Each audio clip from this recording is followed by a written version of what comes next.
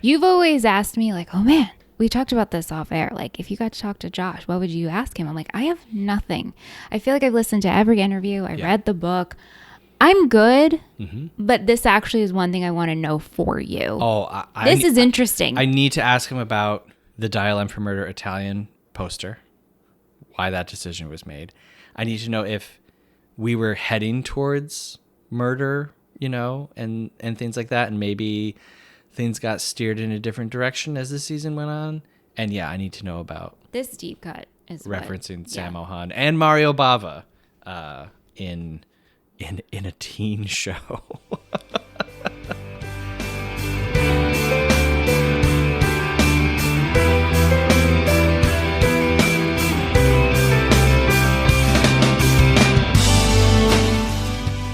Hey Seth, I'm excited for this episode. Hey, I am excited as well.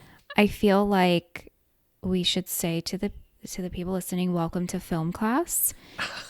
It's like the OC meets film class, and you're going to share all the movie references you picked up while watching season 2, because I picked up on none of it.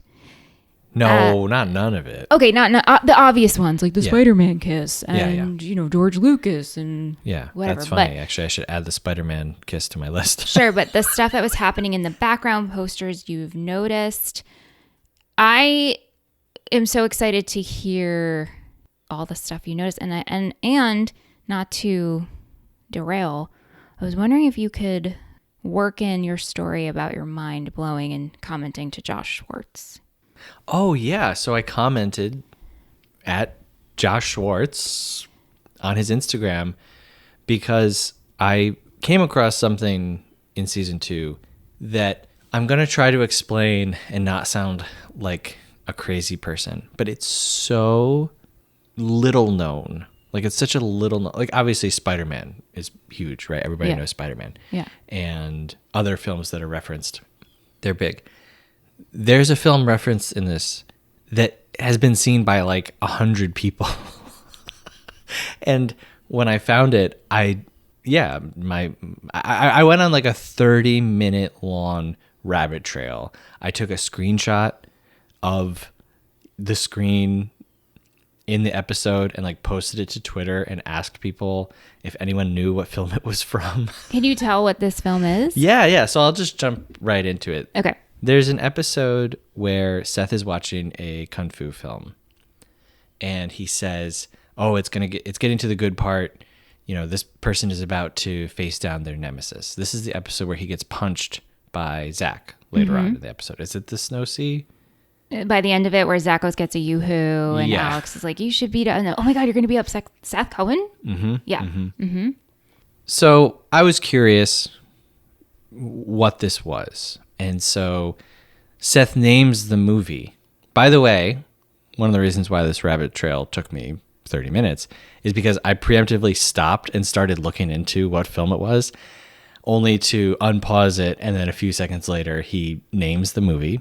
So the name that he gives for the film is Masters of Kung Fu. It's one of the titles for a film called The Manchu Boxer. And this is like an incredibly rare film. It's from 1974. It stars Sammo Hung, who is not as famous as, Jackie Chan or another like kung fu star. Sammo Hung makes really odd movies, like really strange martial arts films. And he's been in a lot of famous movies. So he was in Enter the Dragon with Bruce Lee. He's been in A Touch of Zen, Game of Death. He's not someone that like no one has ever heard of, but this movie is not something that anyone has ever heard of. And this might not mean anything to a lot of people, but just to give perspective, this film has 36 logs on Letterboxd. Yeah, you sent that to me and I was like, oh, okay. Like, you were losing your mind. So Letterboxd is a film logging app, obviously. We use it on the show. We use it and talk about. So just comparatively, like, let's go to another Sammo Hung film. Like, Enter the Dragon, right? Very famous kung fu movie. That has 151,000 logs on Letterboxd. Yeah. The movie that Seth Cohen is watching has 36 people who have seen this and logged it. Yeah. So to me, now the OC has left the realm of like, haha, pop culture references and Spider-Man kisses to like, they are purposely putting in really rare, interesting movies that not a lot of people would recognize. So yes, I commented Josh Schwartz, and I probably will again in the future. You texted me, you're like, how do I write to Mr. Schwartz? Yes. And I was like, here's his Instagram. Try to comment. Yep. Yeah. Because I have to know. Like, I have to know who made that decision. It's not just random. And, you know, maybe it was something as simple as the rights were free. But Seth describes what's happening in the movie. Someone knew what happens in this movie. Yeah. Absolutely insane. So that was a really big one. Another really rare, not well-known one. At one point, Sandy is looking through DVDs of what to watch. And he's holding a DVD copy of a film called The Day the Sky Exploded. And this is directed by Mario Bava, who is an Italian giallo horror director. Mario Bava is not a household name at all. And even among movie lovers, there's a very specific group of people who would recognize that film and that name and get excited. And why are the creators of this show sending out these like signals and Easter eggs to people who would know what these movies are? Yeah. Yeah, it's insane. You said in season 1, oh my God, Michelle, the OC is a movie guy show. Yes. And now I feel like we're getting even more of that in season 2. Like it has much surpassed. More. So much more. Yeah. I think in season 1 I had found maybe like 7 to 10 references. Right here, like I'm looking at my notes, it's like 2 pages of notes. And I won't, you know, belabor this and bore everyone with every single one. But a big one throughout the season is Dial M for Murder. And as someone whose antennas are up and I'm trying to understand what's happening and where the show is going, but I'm also noticing these like Easter eggs and like little signals. And when Seth says, oh, this is when the guy, you know, faces down his nemesis and then moments later gets punched by Zach, I'm like, wait, they're telling us what's going to happen in this season. So Dial M for Murder, that's a much bigger film, Hitchcock film. And it's about a man that arranges to have his wife murdered after discovering that she's having an affair. This poster is on the wall of Lindsay's room. Lindsay has 3 posters on her wall. One is Imitation of Life, which is a Douglas Sirk melodrama about struggling with identity, particularly race and parenthood. And we get that a little bit in this season. The other poster on her wall is for the film Giant. This is a film by George Stevens that is famously one of the only movies that has a James Dean role in it, right? He only did a few films before he passed away. This is a movie about 3 generations of one family and their like power struggle with wealth and business. And then the third poster is Dial M for Murder. But, and this is where it gets like, if you guys have seen the It's Always Sunny Charlie Day gif of him at the board. Yes. Connected. This was me with these movie posters. So the Dial M for Murder poster that is revealed early in the season, it's an Italian variant of the American poster. The poster is? Yes. And so the title in Italy is Perfect Crime. Dial M for Murder is definitely like the most famous of those 3 movies, right? So if you were watching the OC in 2003 or 4, whenever this came out, and you're picking up on some of these clues, you might say, oh my God, Dial M for Murder. I know what's going to happen in this season. It's going to be because Julie and Jimmy are having an affair under Caleb. Again, you bring Giant into it, and it's 3 generations of the same family struggling for money and power over a very large company. You add Dial M for Murder into it, and it's just giving away the whole plot. Somebody is going to conspire to kill somebody else. And so what they did instead is they put in the Italian variant poster for Dial M for Murder. My brain is like exploding. Like, as someone who loves movies, whoever wrote this is a genius. Like, it's amazing. It's amazing foreshadowing. And at first I was like, maybe I'm just reading like a little bit too much into it, right? Maybe they just happened to find the Italian variant poster. It was available. Yeah, it's like, whatever, Yeah. who's got it, right? But then later in the season, they're actually watching Dial M for Murder on TV. Wasn't it Kirsten? It might be Kirsten. I feel like you texted me and was like, oh my God. And so you were just down this spiral of just like, oh my God, this murder is going to happen. It has to happen. I am convinced. Yes. I put the pieces together. So I'm thinking Jimmy is going to be involved, and maybe Jimmy and Julie are going to conspire to kill Caleb. Maybe I really felt like Lindsay was kind of sinister because these posters are in her room.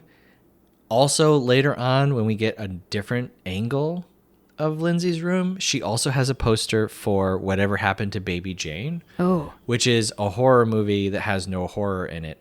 It's a thriller, and it's about family relationships and 2 sisters, and Lindsay and Kirsten are 2 sisters. And yeah, my brain is firing on all cylinders. So I think that either Lindsay is going to try to kill Caleb for, I don't know, ruining her life, or Julie is going to try to kill Lindsay for trying to edge in on taking over the business, or Jimmy is going to get killed by Caleb for having an affair, or Caleb is going to kill Julie. But like everything is kind of pointing that way. So then when Julie gets the medicine, I'm like, oh my God, it's happening. Like, I was right. It's all happening. And it almost does happen. Right. But it doesn't. But it doesn't. And then I'm left thinking, laughing, and wondering, do you really think this is that type of show? I do. You still think yeah. It could be that sinister? Oh, yeah, absolutely. Again, you know, you've got Donnie with the gun in the first season. Oh, my God. Your favorite character. You brought him up like 3 times today. It's such a great moment, you know? Life is what you make it. Life is what you make it. And no, I do quote it a lot, and I end up doing like the finger guns when I say it. You know, Trent. He's Trey. You know, Trey, he's doing crazy, nefarious things. We do end the season with a gun and someone getting shot. But it's not like... And Julie almost poisons her husband. Right. But she does... Like, no one's doing that level. Like, it's not Jimmy and Julie conspiring of how to kill Caleb. Lindsay's not trying to kill... Like, that... No. I feel like we'd have to be a different show. I don't think so. I think it would... I think it's like a hop, skip, and a jump from where we are. Seriously, like... Okay. Yeah. All right. And again, I think I'm too in it. I know what happens. I know I'm looking at the whole series. Right. All 4 seasons. And you're like, the tone of the... Right. The tone is not necessarily Hitchcock. This is not PLL. Right, yes. If this was PLL, then anything's on the table. Yes. But like I said, we get really close. We do get really close to that happening. And I just love that the seeds are there. The references are there that can kind of show you where they're heading a little bit. Yeah. So yeah, that was a big one, and that really colored how I watched. It did, and I felt like you were kind of spiraling a little bit. I was spiraling. I mean, Seth's notes are so funny.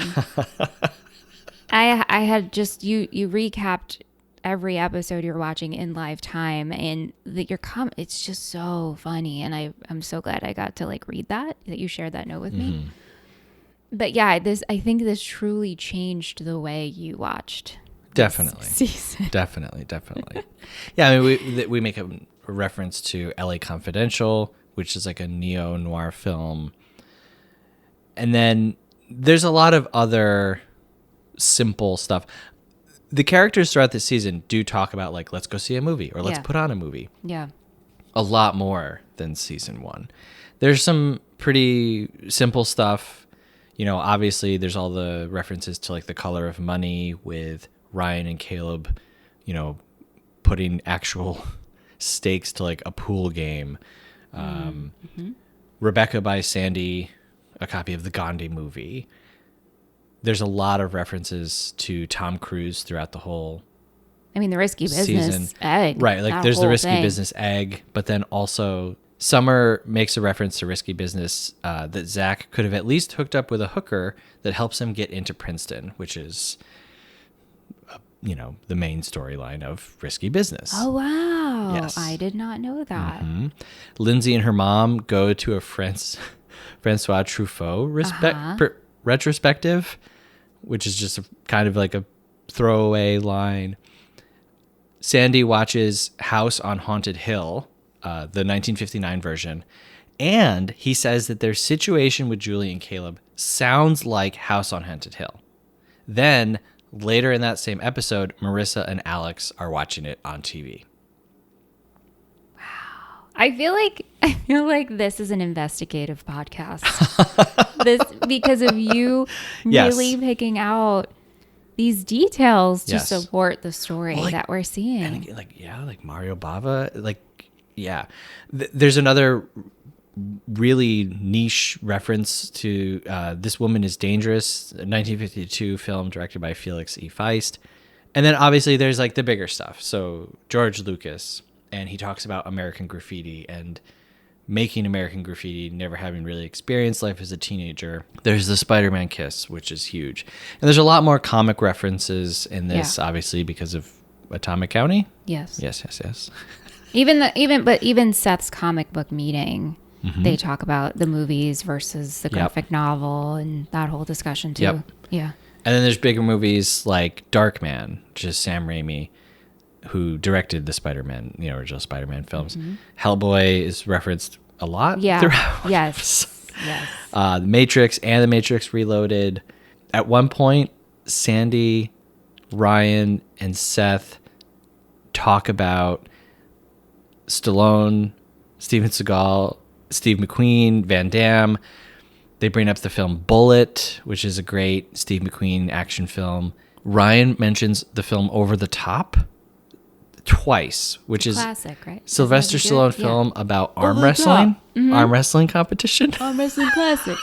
I've never seen it, but I just always repeat the way Sandy says it. You need to do a little mini series where you just watch the films referenced in season 2 I should make and then go back and rewatch season 2. right. Well, And it will change how you see the whole thing. people do this with books they should read from Gilmore Girls. Yeah. All the books referenced. I should make a list in Letterboxd, like movies referenced in the OC, Absolutely. and slowly make my way through them. Absolutely. And I feel like if you listen to this episode, but if you're a movie person and you're into the OC, this is kind of a fun way to rewatch the series and pick up on all of these references. Look at the background. What are the books being held? What are the movies being Yep. talked about? What Yep. are the posters on the wall?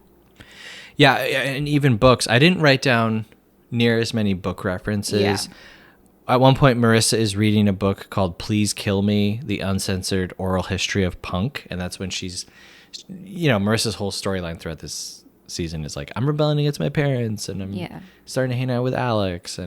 But that's a great book. And, obviously something that I'm noticing as someone who loves punk music. And these things, to me, these things stick out like a sore thumb as I'm watching a teen drama from the early 2000s. Right. And we're talking about Over the Top and Bullet and Sammo Hung, Kung Fu legend Sammo Hung. And there's a reference to Robert Mitchum, great American actor. It's crazy. And that's so last time we did season 1, I said the OC is a show for movie people, and OC season 2 cements that, confirms it, and like doubles and quadruples down on not just talking about movies, but pushing titles that no one has ever heard of. Yeah. So I need to know, Josh Schwartz, I need to know how you came to put Kung Fu Master in your television show. I need to get the answer. I You've need to know. always asked me, like, oh man, we talked about this off air. Like, if you got to talk to Josh, what would you ask him? I'm like, I have nothing. I feel like I've listened to every interview. I read the book. I'm good, but this actually is one thing I want to know for you. Oh, this is interesting. I need to ask him about the Dial M for Murder Italian poster, why that decision was made. I need to know if we were heading towards murder, you know, and things like that, and maybe things got steered in a different direction as the season went on. And yeah, I need to know about this deep cut is referencing Sammo Hung and Mario Bava in a teen show. But yeah, it's great. It's great. You should, if you like movies, you should watch the OC. And if you watch the OC, watch some of these movies, and it will change how you see. Like, Ryan Atwood talking about Over the Top is so weird to me and totally changes how I see him as a character. Wow. Mm-hmm. For the better or for the worse? For the better. Yeah. It's a cool, funny movie. Yeah. Yeah. Because it adds a trait to him. Yes. Yeah. Yes. Well, this was fun. Thanks for educating me, Seth, as always, when it comes to film history and references. Yeah. Thanks for introducing me to this show that has blown forcing? my mind. You mean forcing? No. I know. Just kidding. Next week's our last episode. We're going to break down The Parents. Can't wait. Yeah, I can't wait to hear your passion about Rebecca and Sandy. Yeah. Thank you so much for listening to the OC20, a Movie Friends miniseries produced by Michelle Rubenstein and Seth Vargas. If you like what you just heard, please consider subscribing and leaving us a review. For more information about the show and what else we do, you can check out our website at moviefriendspodcast.com.